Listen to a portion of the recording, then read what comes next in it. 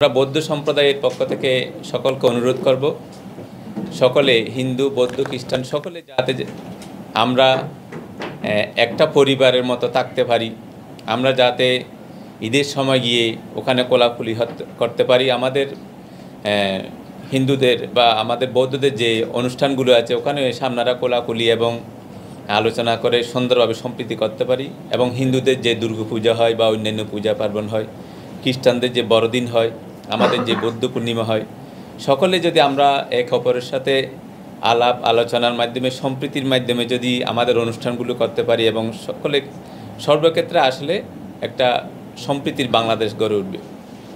যে যেভাবে রাজনীতি করুক না কেন, কিন্তু আমরা সকলেই মানুষ, সবার উপরে মানুষ সত্য, তাহার উপরে নাই। সেজন্য আমাদের সবচেয়ে বড় একটা পরিচয় হচ্ছে আমরা মানুষ। মানুষ হয়ে কেন মানুষকে হিংসা বিদ্বেষ করব? আমি প্রথমে যেটাই বলেছি, মৈত্রীর মাধ্যমে আমাদেরকে জয় করতে হবে।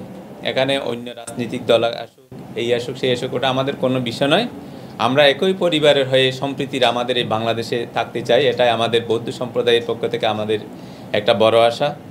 তো আমি আর বিশেষ কিছু বলবো না। আজকে যে একটা এখানে আমাদের বৌদ্ধ ধর্মাবলম্বীদের সাথে যে মত বিনিময় সভার আয়োজন করেছেন, অত্যন্ত আমরা খুশি হয়েছি। আপনাদের সকলের জন্য সুস্থ সুন্দর দীর্ঘায়ী জীবন কামনা করতেছি।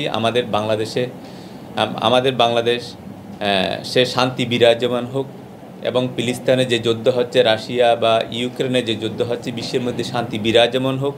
আমরা বিশ্বের মধ্যে শান্তি চাই, আমাদের বাংলাদেশের মধ্যে শান্তি চাই। একটি বাগানে যেমন ভিন্ন ভিন্ন ফুল থাকলে একটি সৌন্দর্য বহন করে, ঠিক তদ্রূপ সকল সম্প্রদায়কে সঙ্গে নিয়ে আমরা যখন চলব, তখন শুধু বাংলাদেশের যে বামমূর্তি সেটা বহির্বিশ্বে সেটা আলোচিত হবে, সেটা প্রশংসিত হবে।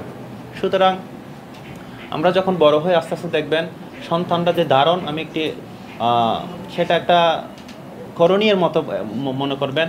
সন্তানরা যখন বড় হয় তখন দেখবেন কোনো কিছু ধারণ করার সময়, কোনো কিছু ধারণ করার মধ্যে দিয়ে সেটা লালন করে, সেটা পালন করে, সেটা নিয়ে বড় হয়। আমি আপনাদেরকে বলবো, আমরা যে সন্তানরা, যে ছোট সন্তানরা আছে, এদেরকে যে সাম্প্রদায়িক সম্প্রীতি, আমরা এখানে যে সবাই আছে, এখান থেকে প্রায় 20+ বয়স, কিন্তু শিশু বয়স, কিশোর বয়সে যদি আমরা সেই শিক্ষাগুলো দিই, সাম্প্রদায়িক সম্প্রীতি শিক্ষাগুলো দিই, সেগুলো মাথার মধ্যে বা আমাদের মননের মধ্যে সেটা গেঁথে যাবে। সুতরাং আমাদের উচিত স্কুল, প্রাইমারি স্কুল সহ মাদ্রাসা, বিভিন্ন স্কুলে যে আমরা বড় হই সন্তানরা, তখনই তাদেরকে সে সাম্প্রদায়িক সম্প্রীতির যে শিক্ষা, সেগুলো তখনই তাদের মনের মধ্যে লালন করে দিতে পারলে তারা বড় হয়ে সুন্দর একটি সমাজ, সুন্দর একটি দেশ গঠনের ভূমিকা পালন করবে। সুতরাং আমি আর বেশি কিছু বলছি না। একটি কথা আছে আমাদের ধর্মে, আমাকে জয় করিল, আমাকে হরণ করিল, আমাকে ধ্বংস করিল, এরকম যারা চিন্তা ভাবনা করে তাদের কখনো শত্রুতার উপশম হয় না।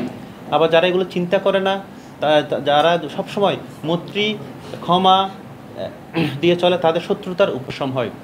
সুতরাং আমরা আমাদের যে প্রতিহিংসার, যে আপনার কথা সুন্দর কথার মধ্যে ছিল, প্রতিহিংসার রাজনীতি আমরা করব না, আমরা প্রতিবেশীদের সাথে প্রতিহিংসা করব না, এরকম সবসময় মন মানসিকতা নিয়ে চলমান থাকবো। এই থাকার মধ্যে দিয়ে আমাদের সুন্দর পরিবার, সুন্দর জাতি, সুন্দর সমাজ গঠন আমরা ভূমিকা পালন করতে পারবো, এই আশা রাখছি।